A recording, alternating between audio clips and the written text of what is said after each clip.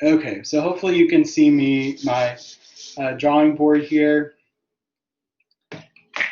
and my different materials.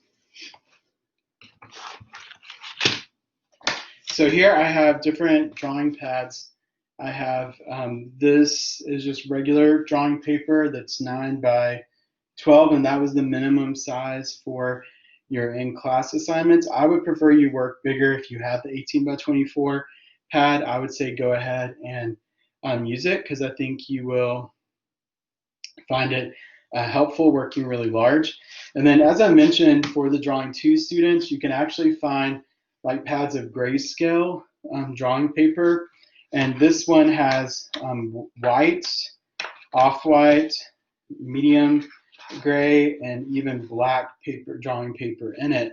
So if you are in Drawing 2, one of the two value studies for this week, either the self-portrait or the the still life, you could try on a different color paper. So I'm going to do my demo with just the white paper today, and you can even find this tone paper that's like a neutral kind of off-white brown color if you if you like to work on that paper, and then the white chalk and the charcoal will both show up on that. So there's a lot of fun drawing paper that's out there.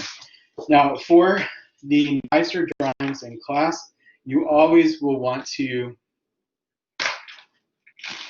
tear your paper out of your drawing pad, and they usually have like a little perforated edge. That's one of my pet peeves. I don't like to think that I have a lot of those, but whenever I would have students in the face-to-face classes turn in their finished, beautiful drawings, and then they had just this on the side, I imagine like for an English teacher, it would be like having, a run-on sentence in the middle of an essay or something. It just kind of professionalism and craftsmanship, it just doesn't look good. So you always want to trim that and make sure you have a really nice clean edge of your paper. Now with this drawing, since we're going to be filling it with value, I don't want to be touching it or having it moved around, and I don't want to clamp it to my drawing board to where the clamp will be in the way of part of the drawing. So what I like to do is to tape it to the drawing board, and that's what we'll use this blue painter's tape for. The blue painter's tape will actually keep it from tearing the paper and hold it in place. And if it's on there less than a few days, the tape should come off fairly easily. So what I'm going to do is tear the tape a little bit bigger than my drawing, and I'm going to just overlap it about 1/4 of an inch, maybe a little smaller. You can usually see through the tape, so you want it to be parallel as it goes across the paper. And then we're just going to tape it down.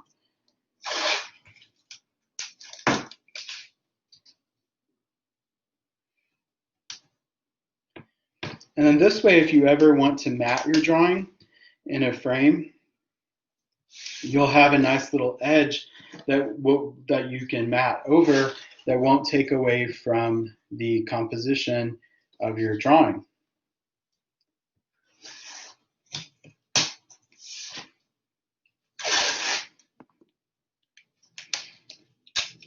And this blue painter's tape, you can find it at most of the dollar stores, and then of course at places like Walmart and Target and other grocery stores. So you want to go around and make sure that it's pressed down along the edges so that the charcoal doesn't get underneath it.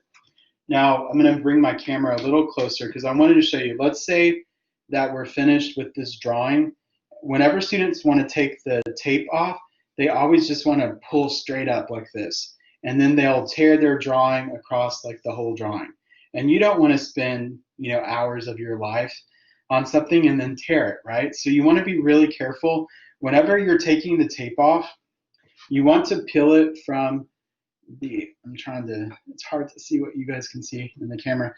You want to peel off a layer and then peel it away from the drawing and keep it parallel to the drawing surface, and then just slowly peel it back like this away from the drawing, and then that way, when it does tear, it's not going to tear the actual drawing. Okay, so I just wanted you to see that because I have students every semester, they ruin their beautiful work because they just get in a rush and they just rip the tape off without going away from the drawing. So be careful, just roll it off like this, and that will ensure that you have really nice clean edges and that you don't damage your artwork. Okay, so once you have the paper taped to your drawing board, or you could even do this on the back of your drawing pad if you don't have a drawing board, then we're going to tone the paper. And there's a video that I'd already posted that showed me doing this in a class from a semester before we were put into quarantine. So some of you may have watched that already. But to tone your paper, you're going to take your willow charcoal. That's the one that is the burned little sticks. That's really lightweight. And then you're going to just scribble all over your paper. So if you have some stress or anxiety, this is kind of a good therapy too, just scribbling all over your paper. Now, if you find that when you're doing this, it's like screeching and it's like making really awful sounds, your charcoal may not be burned all the way through. So you may take a piece of sandpaper and just kind of grind it down and make a powder all over the surface, because it may be scratching your paper if it's not burned all the way through. So once you kind of scribble all over the surface of your drawing, then you're going to take a piece of paper towel or maybe a piece of like a t-shirt or fabric, and really lightly, I'm barely pressing down because we don't want to damage the tooth of the paper. We just want to lightly, in a circular motion, rub the charcoal into the surface of the paper. And again, I'm really hardly pressing down at all. You don't want to do this too much that you polish the paper where it doesn't want to take any more of your drawing media on top of it. Okay, so you can see it kind of gave me a really light gray. So normally you have to do this a few times to get like a nice medium gray. And when I say medium gray, if you were to look at one of those value scales that I was talking about, it would be sort of in the middle. Okay, like a real nice, clean middle gray. So usually it takes a couple of passes of the charcoal and the paper towel.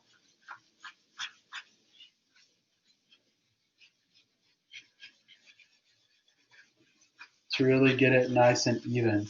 And the reason I'm having you do this is because it really is going to save you time, and it's going to yield better results for your value study.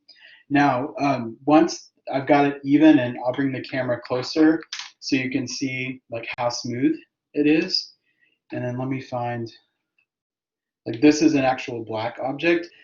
So you can see like how close, how far it is. And then this is the white paper towel. So you can see how the value is sort of in between, the bright white paper towel and the black eraser here. So you want a nice middle gray. And then at that point, I usually will dust the excess charcoal off into the trash can, because I don't want that to get all over my studio, because I paint in here and do other things. So I'm just gonna come over here.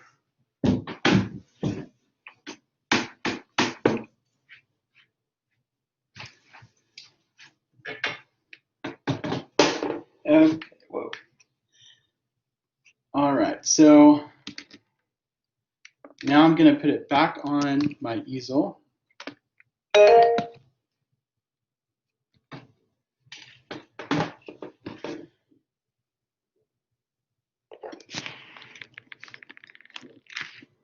right, so it's back on my easel. You can see my still life over here. And then I usually take a clean paper towel and just kind of wipe off the area so that I'm not getting it all over.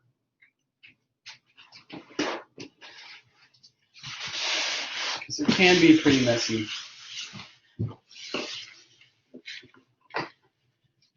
Okay, so now that I have my paper toned, my still life is lit and ready to go, and then I have all my drawing materials here. So now I'm going to start with the actual drawing. And I'm going to start out with my willow charcoal, and I'm going to do a quick gesture drawing. So, like I said before, you're going to be able to crop if you need to, but I want there to be at least 3 objects in it. You also don't ever edit a still life, so you don't just take objects out because you don't want to draw them. So whatever you see, you draw it in that area.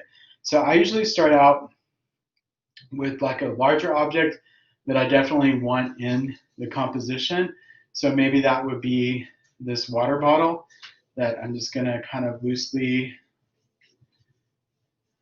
do a quick gesture. And I'm just using the willow charcoal. And then this little dropper bottle is in front of that. And then this little cologne bottle is back here.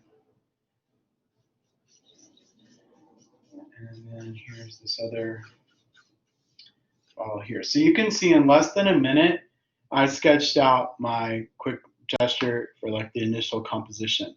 Please don't spend an hour doing this because these lines are going to go away, okay? So you want to do it really quickly. Now, what if you mess up? Well, guess what? All you have to do is rub it right back into the paper because this is our tone paper. So that's one of the cool techniques of working this way with the additive and reductive charcoal, is that it's kind of like an Etch-a-Sketch. You can just smudge it back out and start over if you make a mistake. So please don't spend more than 5 minutes on your initial drawing or your gesture, because you'll just be wasting your time if you try to draw perfection. So with the gesture, we never start with details, okay? So don't do any details first. And I noticed there's some people that have some questions, and I'll get to those in just a minute. Let me get a little bit further.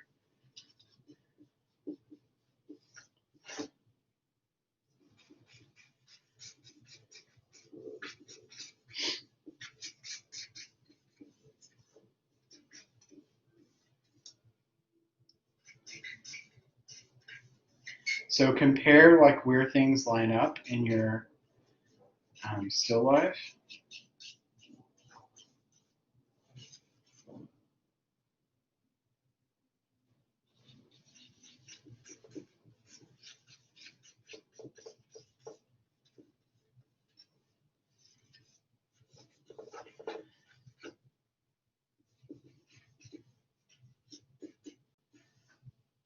Okay, so once you get the initial sketch done, then what's different from the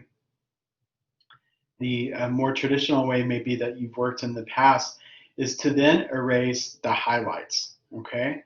And with your kneaded eraser or your like retractable eraser. So instead of putting in the dark values, we're going to be erasing the lighter values. So I see on the edge of this water bottle here, there is a highlight, and it's got a lot of detail, but I'm not working on detail first. You work on detail towards the end.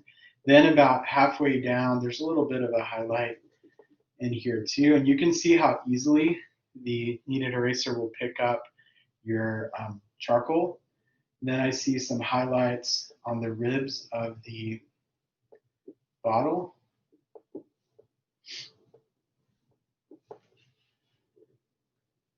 Then on this one here, it's got some highlights, but this bottle is so dark already.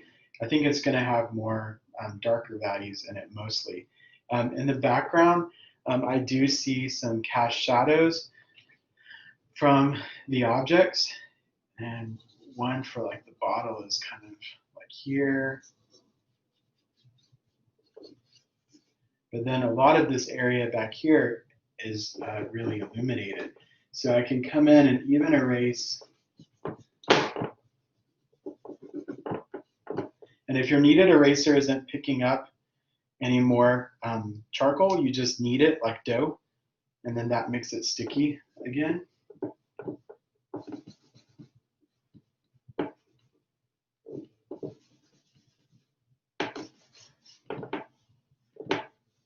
So you want to work through the still life, putting in highlight or taking away the erasing the highlights. That's why we call it subtractive, because we're subtracting the charcoal.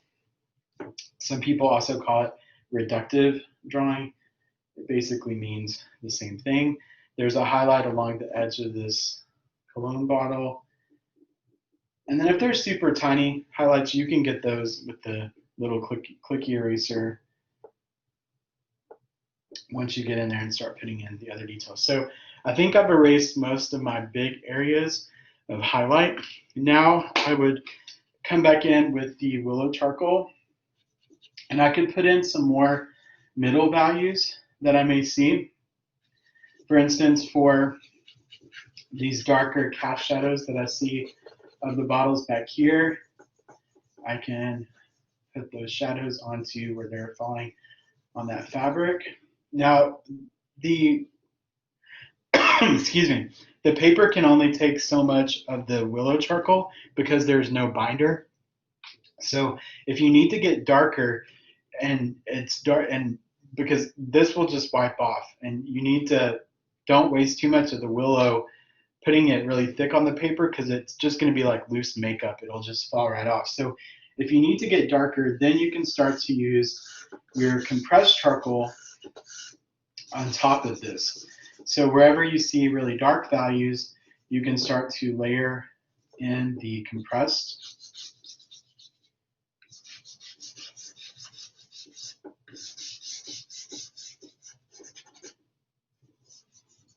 Charcoal, and the compressed charcoal will really start to just blend really easily on top of the willow charcoal, since we put that down first to tone the paper.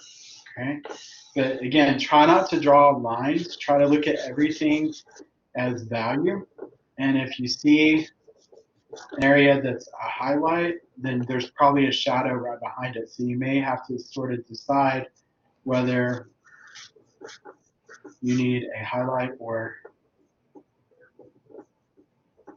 a shadow there. And I I like to. Oh, sorry. That's right. Um, I always have Right. trouble understanding like which level of charcoal to use, soft to hard. Is there any guidance you can give on that? For the heart, I prefer for any area that I'm really wanting to blend, I use the softer charcoal. And for areas that I need to make a cleaner edge, I tend to use the harder. But if I had to choose between the two, I would probably use the soft charcoal all the time, because then you could come back with your tortillas, the blenders, and if you needed to, clean up the edge, you could blend those to get really, clean, or use your little clicky eraser to, get those like along this edge of this cologne bottle here. I see like a really bright highlight. So once I've kind of got the general area to get the level of detail I want, I could come back in with that eraser to really define the edge of that bottle of cologne. Now the tip of it, I haven't got to that part yet, but I can come in and put that here. And never add the white chalk until the very end, okay? That's the last thing you would do before you would spray it with fixative. Otherwise, it will start to blend with the charcoal, and it will make a gray that looks different than the charcoal and paper together. So you always want to wait for that.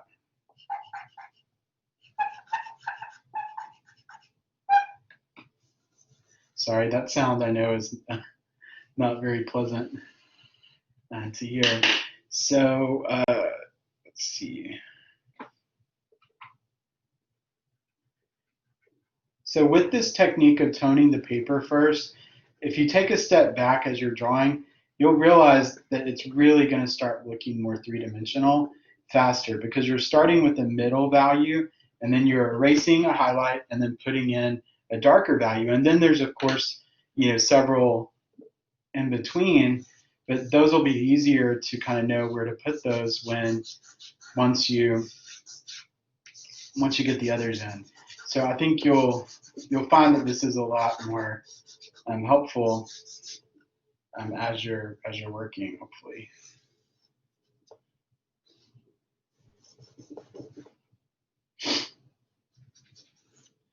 Right, and then I would just keep pushing this further and further and blending, as I go along. I usually don't work on details until the very end, so I just try to get like the general areas of highlight and shadow down first.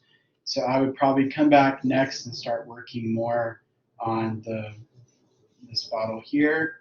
So where I see.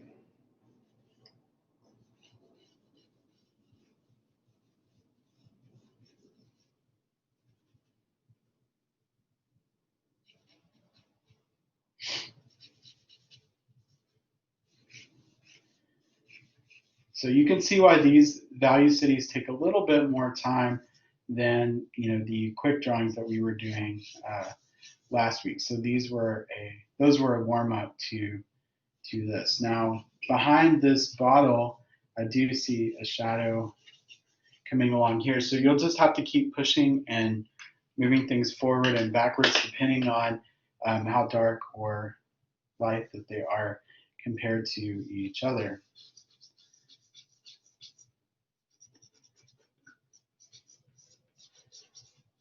Before you leave your house, if you go anywhere, if you have to go anywhere, always look in the mirror because unfortunately you don't have classmates with you to tell you have charcoal on your face. So that's one of the most dangerous things about charcoal is embarrassment of having it on your face and no one telling you.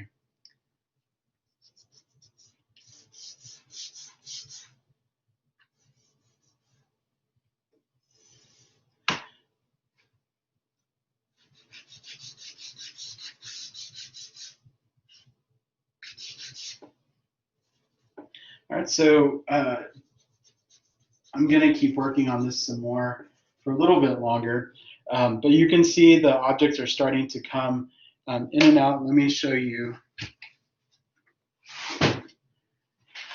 compared to the really quick gesture. You can see how they look similar, but this one's already starting to look more smooth because of starting out with the toned drawing paper. Okay. So, what time is it? So it's about 11:40, and I see Michelle. Did you have a question? Yeah, so I mean, I've been drawing too, and you said to get the toned paper, but if we're toning the paper, like, I guess what's the purpose of getting toned paper? Oh, well, for the drawing too, I want you all to do one of the two value studies on white paper and tone it like this. But if you're choosing to use the black paper, you don't have to tone it because it's already dark. Okay, does that make Okay. sense? So Yeah. I can show you. Let me do a demo real fast.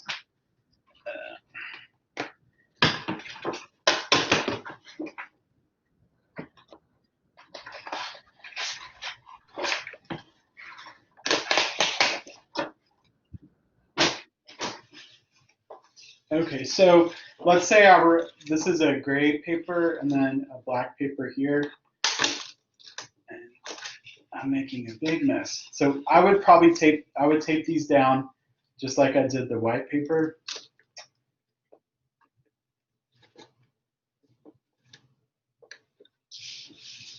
That's not gonna work.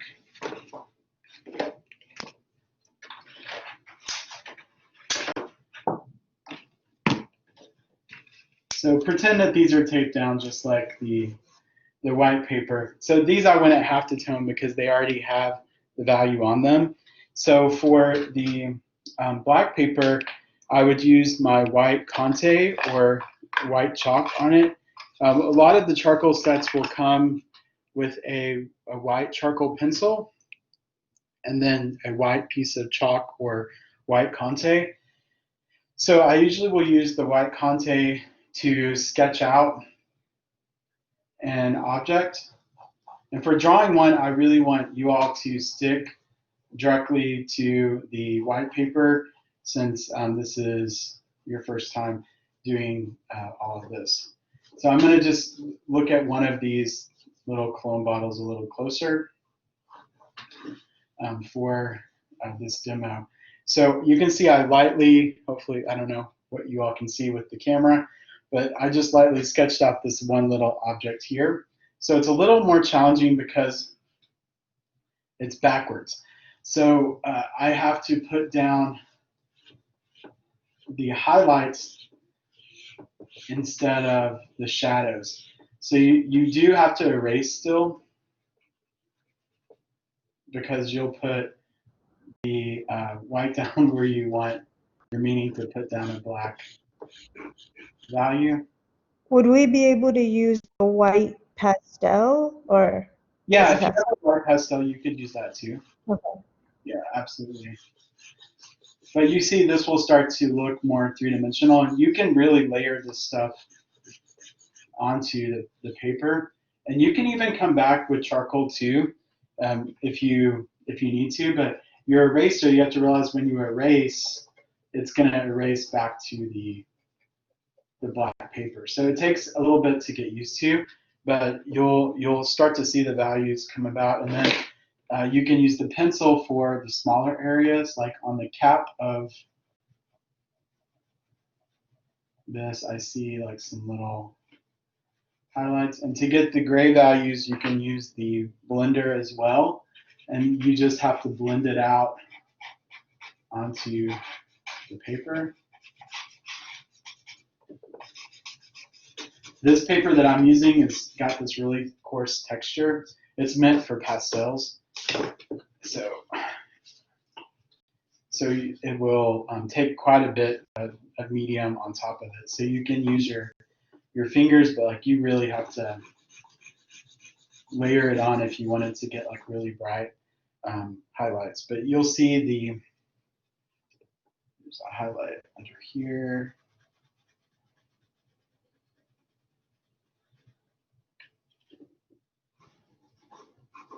And then this area here, this is that brown bottle back behind it coming through. So, if I were to draw that too, the background is going to be brighter. So it takes it kind of messes with your brain a little bit because backwards.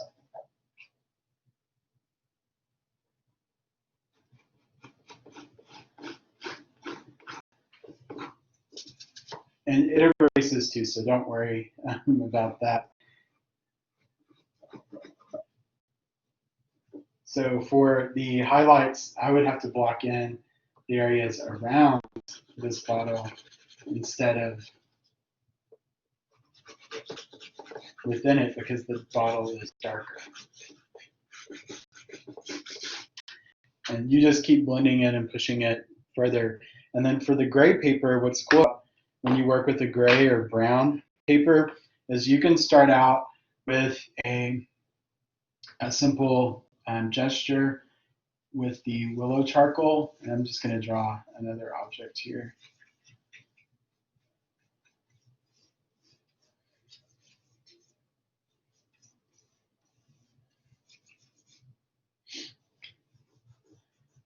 And since this paper is gray, you'll be able to add, well, with the white paper, you can add the white highlights for the areas that are brighter than the paper. But you'll be able to add both. So you can add the charcoal, but then you can also add for highlights and stuff, you can put the white chalk on it as well. And like I said, whenever you do a value study right, like my examples, you'll start to see that it really doesn't matter what the paper is. Like you'll be able to manipulate the paper and the medium to have the illusion of reality in space.